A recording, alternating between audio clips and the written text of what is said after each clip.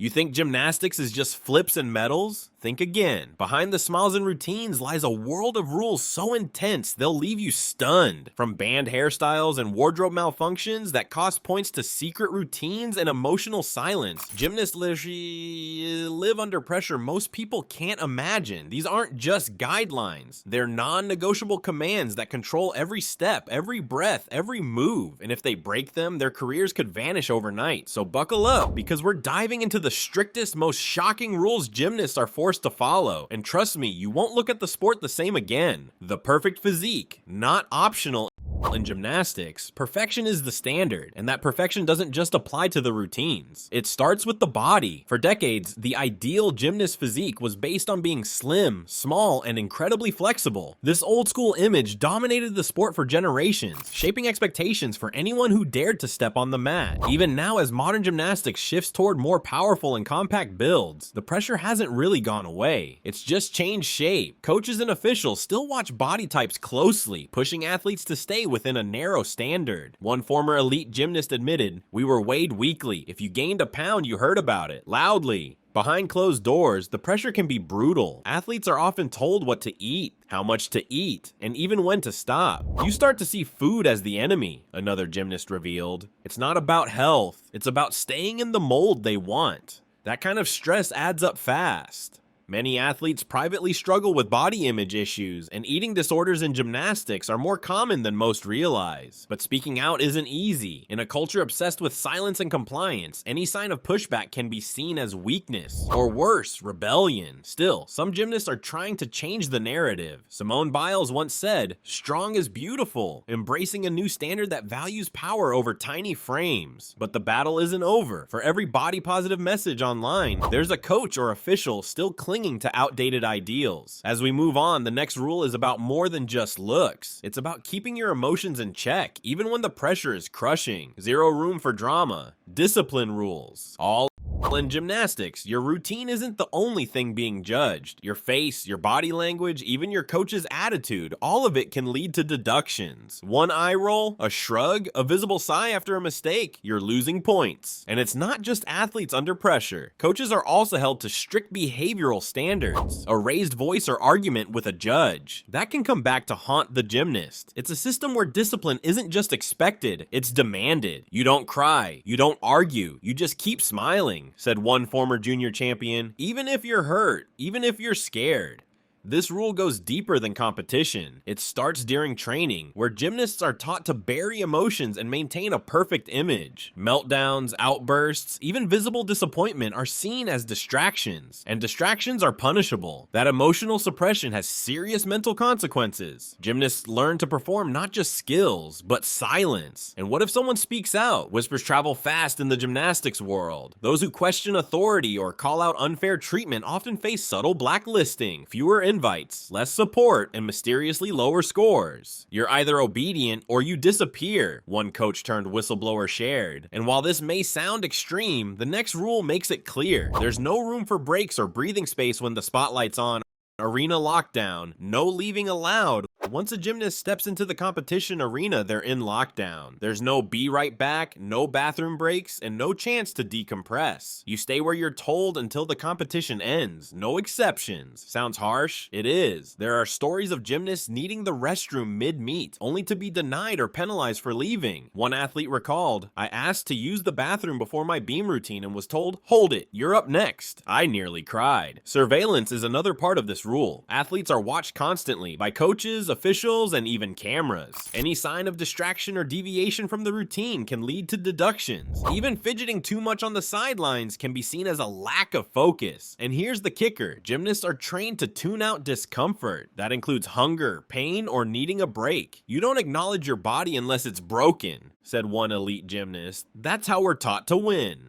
This rule has raised plenty of eyebrows. Critics say it prioritizes performance over health, but many gymnasts grow up believing that pushing through is just part of the game. The next rule takes that to an even scarier place, where certain moves, no matter how stunning, are banned outright because they've ended careers. Stay tuned. Banned moves equals banned dreams. In gymnastics, some of the most jaw-dropping moves ever performed are now completely banned. That's right. Certain skills are so dangerous, so risky, that doing them can end your career. or your life. And if you try, you're disqualified. Take the Thomas Salto. This skill, once a fan favorite, was a backflip with a twist, performed on the floor. It was flashy, it was powerful, and it became infamous after gymnast Elena Mukina attempted it. She mistimed the landing, broke her neck, and became paralyzed. After that, the move was banned permanently. Her tragedy became a warning for generations of gymnasts to come. Then there's the Corbett flip, named after the legendary Olga Korbut. It was daring and iconic. Olga launched herself backward over the uneven bars. It stunned audiences, but judges eventually ruled it too dangerous and pulled it from the sport entirely. Even today, some gymnasts still push the boundaries. The risks are real, but the reward? Immortality. Simone Biles, the greatest gymnast of all time, made headlines when she chose not to perform a high-difficulty skill in Tokyo, citing mental and physical safety. "I have to do what's right for me and focus on my mental health," she said. That decision was met with both praise and criticism, but it proved that even the best must sometimes put survival before spectacle. As we move forward, another rule steps in. Not about performance, but about privacy. Because what you train in, it's nobody's business but yours. Secret routines. No peeking allowed. In gymnastics, your routine is more than your performance. It's your secret weapon. And if someone sees it before competition, that edge is gone. That's why gymnasts go to great lengths to keep their routines under wraps. Training centers are locked down like fortresses. Cameras are banned. Media access is limited. Even family members sometimes aren't allowed to watch practice. It's all part of the secrecy. One Olympic gymnast once said, "What I do before the competition is mine. I'm not giving anyone a chance to copy it."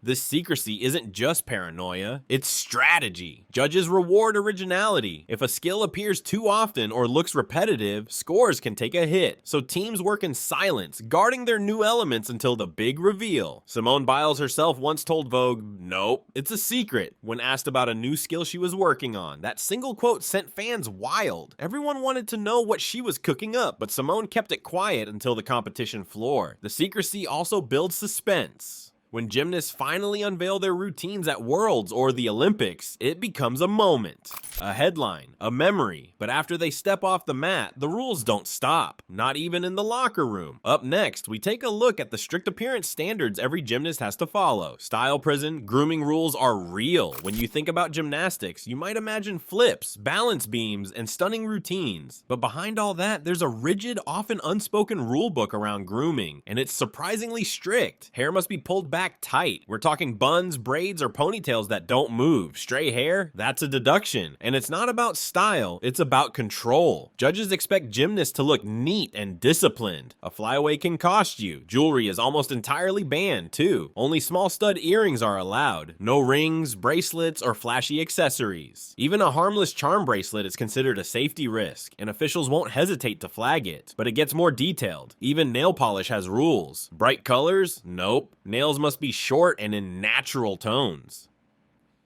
One gymnast recalled, "We were told to take off red nail polish right before warm-up. I had to run and find remover in the locker room." And then there's the silent rule of approval. Coaches, especially in elite programs, often decide what's acceptable. Marta Caroli, a former national team coordinator, was known for giving the final nod on hair and nails before gymnasts took the floor. It's all part of the image gymnastics demands. Polished, powerful, but never messy. Gymnasts are expected to be flawless, head to toe, even if it means sacrificing personal expression. Coming up next, we dig into what might be the most awkward rule of them all. Let's talk leotards, and why you're not even allowed to fix them. Leotard law regulated to the seam. In gymnastics, the leotard isn't just a costume, it's part of the rule book. While fans may think athletes choose their looks freely, the reality is much more controlled. From the fabric to the neckline, everything is regulated. Gymnasts can't just wear what they want. There are strict guidelines set by governing bodies like the FIG, Fédération Internationale de Gymnastique, that dictate how much skin can show, what kind of designs are allowed, and even how lace or mesh is used. Any lace must be lined, any mesh must be modest, and forget anything that could be seen as suggestive. That's an instant rule violation. There's also the matter of uniformity. In team events, gymnasts must look identical. That means the same leotard design, color scheme, and even hairstyle. Coaches and coordinators often treat the pre-competition outfit selection like a fashion show. Marta Caroli, for example, was known for inspecting team uniforms personally before meets. We had to line up in the hallway in our Leos, one former team member shared. She'd walk down and approve or change things on the spot. And while fans love bold designs and sparkles, gymnasts have to play it safe. Any deviation could result in point deductions, or worse, disqualification. So even personal expression is trimmed down to fit the rules. Now, if that sounds restrictive, wait until you hear about what happens when that leotard shifts during a routine and why fixing it is strictly off limits. Wedgie woes, no fixing allowed. You're in the middle of a high-stakes routine. You've nailed your tumbling pass, but suddenly your leotard has shifted in the worst possible way. It's uncomfortable, distracting, and awkward. What do? Nothing. Because in gymnastics, adjusting your leotard even to fix a wedgie is against the rules. Yes, seriously. If a gymnast pulls at their leotard during a routine, it can cost them points. Judges interpret it as a break in performance. It's considered unsportsmanlike, unprofessional, and it breaks the illusion of effortless perfection. To prevent these uncomfortable moments, many gymnasts rely on tricks of the trade. One popular solution, a sticky substance called tough skin. It's sprayed on the body before putting on the leotard to help it stay in place. Others invest in custom-fitted suits, specifically designed to hug the body during every twist and flip it. But for athletes with powerful builds, like Simone Biles, it can still be a challenge. They had to redesign my Leos to fit my shape, she once revealed. Even with the perfect fit, high-energy routines and gravity can cause wardrobe hiccups. Still, the rule stands. No adjusting allowed. No matter how uncomfortable, you power through. It's yet another example of how gymnasts are expected to ignore distractions and perform with absolute discipline. And speaking of strict appearances, let's look at the next rule, where even jewelry and tiny accessories are tightly controlled. Illegal accessories, less is more. You might think something as small as a bracelet or hair clip wouldn't matter in gymnastics, but in this sport, even the tiniest accessory can land you in trouble. The rules are crystal clear. Gymnasts are not allowed to wear any jewelry during competition, except for one small exception, a pair of stud earrings, no necklaces, no rings, no anklets, watches, absolutely not. Even decorative hair ties or oversized bows can be flagged. The official reason? Safety. Jewelry can get caught on equipment or scratch the gymnast during a routine. But behind the safety talk is also a layer of tradition. Gymnastics is a sport that values order, uniformity, and clean lines. Accessories are seen as distractions, both for the judges and for the image of the sport. Before every meet, we had to take everything off, even friendship bracelets. One athlete said, if you forgot, they'd stop you right before the floor and make you take it off. And it's not just about what you wear, it's how closely you're watched. Officials often walk around backstage checking for violations. Photos are reviewed. Sometimes a minor infraction isn't caught until after the routine, and deductions are still applied retroactively. This rule reinforces the idea that nothing is truly off limits when it comes to control in gymnastics. Even the tiniest sparkle could spark a penalty. And while these appearance rules may seem strict, the next rule shows how serious things really get when safety and performance collide. Let's talk about what happens when a gymnast falls, and why even that can be a minefield. Safety above all, or is it? You'd think safety would be the #1 priority in gymnastics, and on paper it is. But when the clock's ticking and the spotlight is on, the line between safety and performance can get dangerously blurry. In competition, coaches are responsible for spotting athletes during warm-ups and assisting them when necessary. But once the routine starts, their hands are tied. Literally, if a coach steps in or touches the gymnast during a routine without explicit need, it's considered interference. That means penalties, or even avoided routine. I wanted to catch her, but I couldn't, one coach shared after a gymnast fell awkwardly from the beam. If I had helped her, we would have been disqualified. Even more controversial is the no-touch zone during competition. Judges expect gymnasts to perform independently unless it's clear that they're at risk of serious injury. That creates a high-stress environment where athletes push through pain or dizziness to avoid losing points. And if they fall, most are expected to finish their routine unless they're physically unable to continue. I landed wrong and heard something pop. One gymnast recalled, but I still had bars. My coach just nodded, so I did it. While rules like these are designed to maintain fairness, they often walk a fine line between competition and concern. It's a world where the phrase safety first isn't always black and white. Coming up next, we uncover a rule that locks gymnasts into their level, regardless of whether they're ready to level up or struggling to keep up. Let's break it down. Skill level lock-in, no switching allowed. Gymnastics isn't just about flips and flair. It's a carefully ranked system of skill levels. From level 1 to elite, every gymnast is placed based on ability, age, and experience. But once you're locked into a level for a competition, there's no going back or up. That's the rule. And breaking it means disqualification. This policy exists to keep things fair. It prevents gymnasts from competing at lower levels to dominate the scoreboard. It also blocks sudden jumps to higher levels to gain exposure or points. But for some athletes, this stay put rule creates big problems. Let's say a gymnast improves dramatically between registration and meet day. Too bad, they still have to compete at the original level, even if it's beneath their new skill set. Likewise, if someone is struggling and not quite ready, they still have to perform at that assigned level, no matter how tough it is. One coach recalled, I had a girl qualify for level 8, but she got sick the week before. We couldn't move her down to level 7, even just to protect her. She had to go out there and do it, even if she wasn't 100%.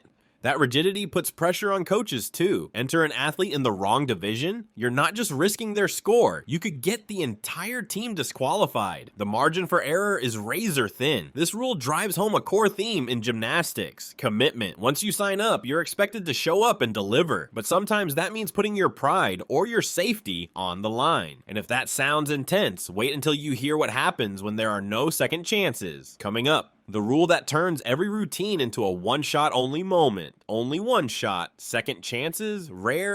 In gymnastics, there's no such thing as try again. You get one shot, and if you mess it up, that's it. For most events, gymnasts have just one chance to perform. There are a few rare exceptions, like the vault, where women are sometimes allowed 2 tries, but even that comes with strings attached. This unforgiving setup creates one of the most intense atmospheres in all of sports. Years of training, hundreds of hours of drills, all boiled down to a 90-second performance with no room for error. If you slip, stumble, or freeze, it's over. I fell off the beam 2 seconds in, one gymnast shared. All that work and my meet was done before I could even get started. Technical malfunctions like a wobbly springboard or loose grip tape might warrant a redo, but the bar is high. And emotional or mental slip-ups? They don't count. You have to push through even if your nerves are screaming. This rule isn't just about fairness. It's meant to simulate pressure, to reward consistency, but it also breeds a level of stress that can break even the strongest athletes. Some never recover from that one bad meet. What this rule teaches is simple. There are no safety nets. You either hit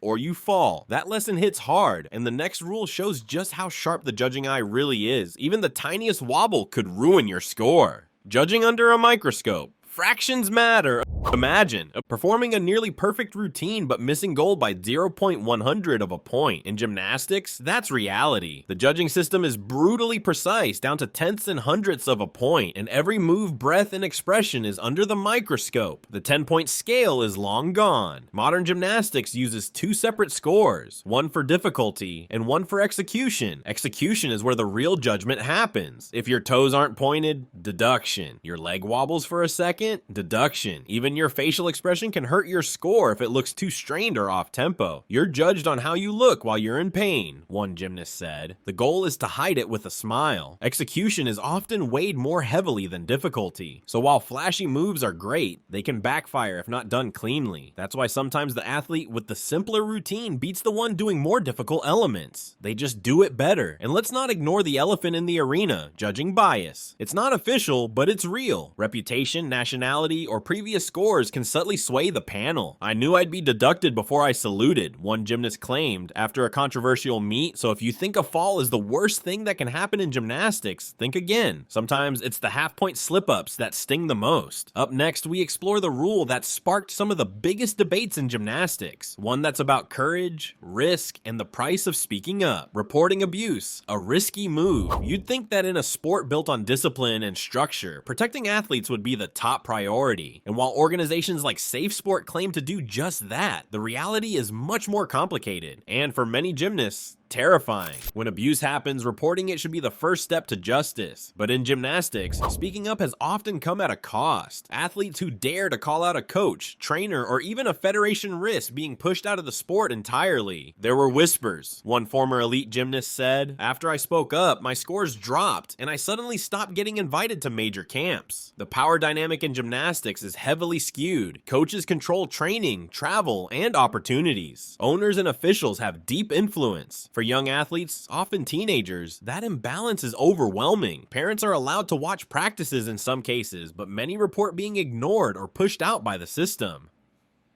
Even when formal reports are made, responses can be slow or non-existent, and when action is finally taken, it's often after damage has already been done. Some gymnasts have risked everything to go public. Their bravery sparked global movements and brought long overdue attention to how abuse is handled in sports. But the culture of fear still lingers. Reporting abuse shouldn't ruin a gymnast's future, but sometimes it does. So as much as gymnastics is about grace, power, and control, it's also about the voices still fighting to be heard, and the hope that one day the rules will change for the better. And there you have it, the truth behind the glitter and gold. Gymnastics isn't just tough on the body, it's built on rules that push athletes to the edge. If this shocked you, hit that like button, drop a comment, and don't forget to subscribe for more jaw-dropping stories. Thanks for watching.